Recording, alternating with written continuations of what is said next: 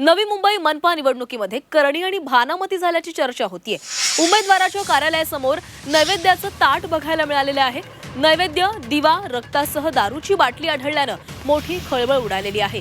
करणीचा प्रकार असल्याचा हा उमेदवाराचा आरोप आहे। राष्ट्रवादी शरदचंद्र पवार पक्षाचे उमेदवार डिंपल ठाकूर यांच्या कार्यालयासमोर हे नैवेद्याचं ताट, दिवा आणि दारूची बाटली आढळलेली आहे। प्रभागातील वातावरण आपल्या बाजूने असल्यानं विरोधकांनी घाबरून हे कृत्य केल्याचा आरोप त्यांनी केलाय।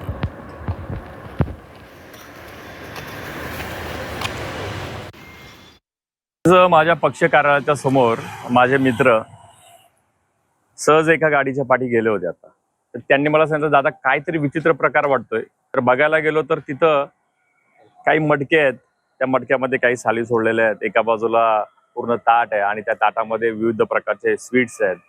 म्हणजे काहीतरी एक दिवा लावलेला आहे, एक दारूची बॉटल आहे।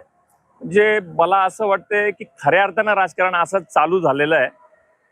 पण हेच राजकारण करायचं असेल तर तुम्ही उभे कशाला राहता? समोरासमोर जर तुम्हाला लढायचं असेल तर लढा ना। या अशा फालतूगिरी करून राजकारण होत नसतं कधी।